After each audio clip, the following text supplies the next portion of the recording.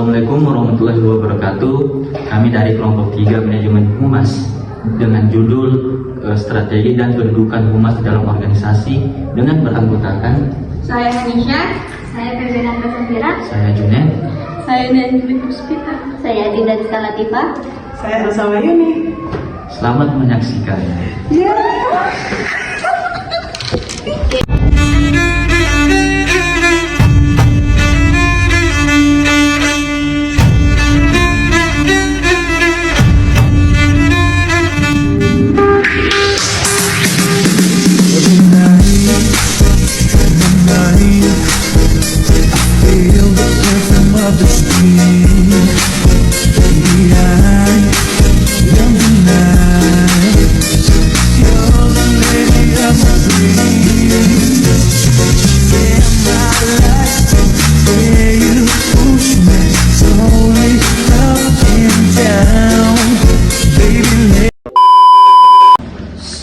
Ya, baik. Humas atau public relation adalah sebuah proses komunikasi yang strategis yang dilakukan oleh perusahaan, individu, dan organisasi. Nah, tujuan dari humas tersebut adalah untuk membangun, membentuk, dan menjalin hubungan dua arah yang saling menguntungkan antara masyarakat dan organisasi. Jadi, melalui strategi komunikasi yang baik, humas juga berperan penting dalam membangun citra positif, membangun komunikasi dua arah, dan menangani isu-isu yang bisa atau yang mempengaruhi reputasi organisasi.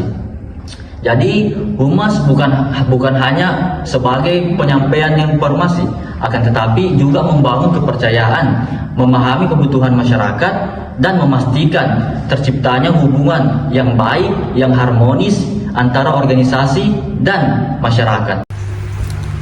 Di sini saya akan menjelaskan peran humas dalam organisasi. Yang pertama, sebagai strategi komunikasi publik, humas berperan penting dalam menyusun strategi komunikasi yang efektif antara organisasi dan publik. Melalui humas, pesan-pesan organisasi dapat disampaikan dengan jelas, transparan, dan sesuai dengan kebutuhan audiens.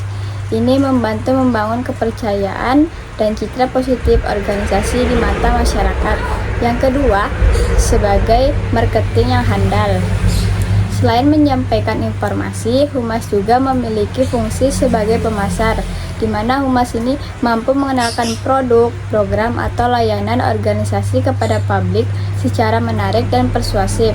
Dengan pendekatan yang kreatif, humas dapat meningkatkan daya tarik dan nilai jual organisasi. Yang ketiga, sebagai pengelola keadaan darurat.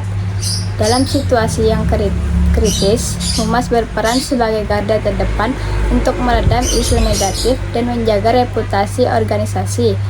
Humas menyusun pesan yang tepat, cepat, dan strategis agar informasi tidak simpang siur, serta membantu memulihkan kepercayaan publik terhadap organisasi.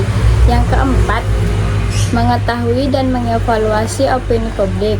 Humas juga berfungsi untuk memantau, memahami, dan mengevaluasi opini publik terhadap organisasi melalui survei, analisis media, dan interaksi langsung.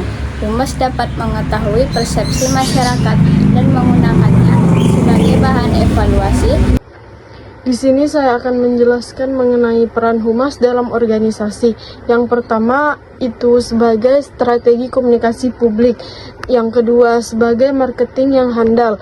Yang ketiga itu sebagai pengelola keadaan darurat. Dan yang keempat itu ada dapat mengetahui dan mengevaluasi opini publik. Yang pertama itu sebagai strategi komunikasi. Komunikasi publik merupakan proses penyampaian informasi dari pemerintah atau organisasi kepada masyarakat luas. Dalam hal ini, strategi komunikasi publik bertujuan untuk membangun citra positif, meningkatkan partisipasi publik, dan menciptakan pemahaman bersama. Strategi ini mencakup pemilihan media yang tepat, pesan yang jelas, serta pendekatan yang sesuai dengan kriteria audiens. Contohnya itu saat pemerintah meluncurkan program vaksinisasi COVID-19. Mereka melakukan sosialisasi lewat media massa, media sosial, dan tokoh masyarakat untuk menjelaskan pentingnya vaksin dan menjawab hoaks yang beredar. Yang kedua itu sebagai marketing yang handal.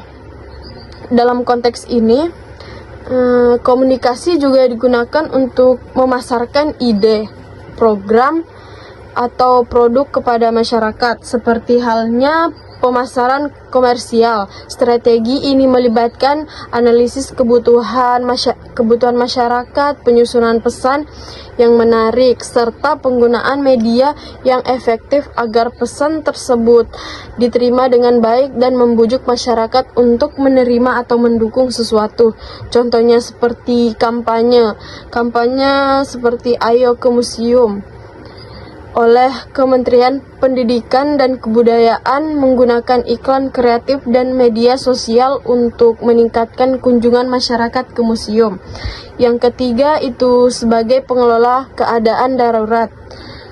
Komunikasi berperan penting saat terjadi krisis atau keadaan darurat seperti bencana alam, pandemi, atau insiden sosial.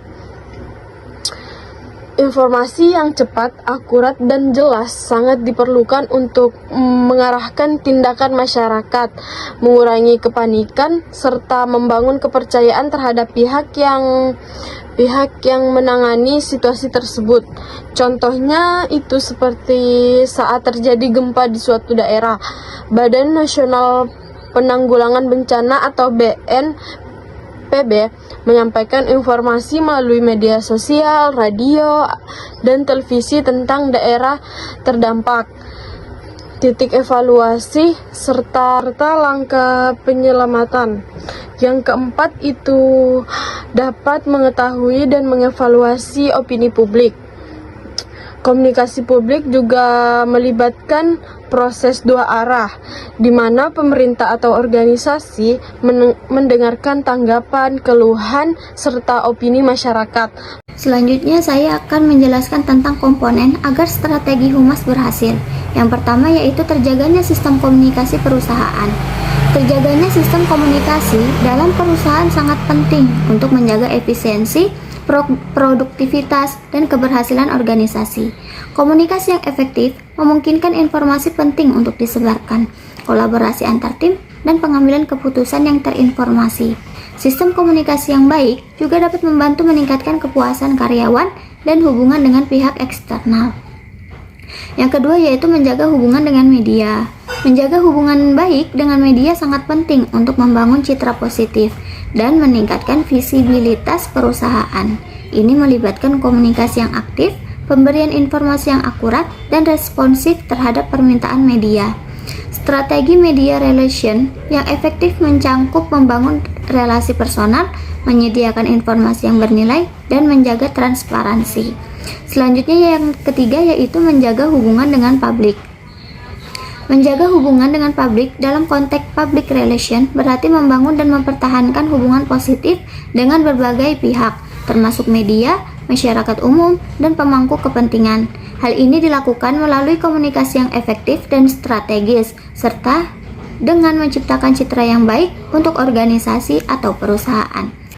Baik, di sini saya akan menjelaskan tentang strategi operasional humas. Yang pertama, ada pendekatan persuasif dan edukatif, yang dimana pendekatan ini bertujuan untuk mempengaruhi orang lain agar mau menerima suatu ide, kebijakan, atau tindakan secara sukarela melalui cara-cara yang bersifat membujuk atau persuasif dan memberikan pemahaman atau edukatif. Tujuannya adalah menciptakan perubahan sikap dan perilaku tanpa paksaan. Seperti contohnya dalam kampanye pengurangan sampah plastik, humas suatu instansi mengadakan seminar workshop kepada masyarakat tentang bahaya sampah plastik bagi lingkungan dan memberikan solusi produk ramah lingkungan.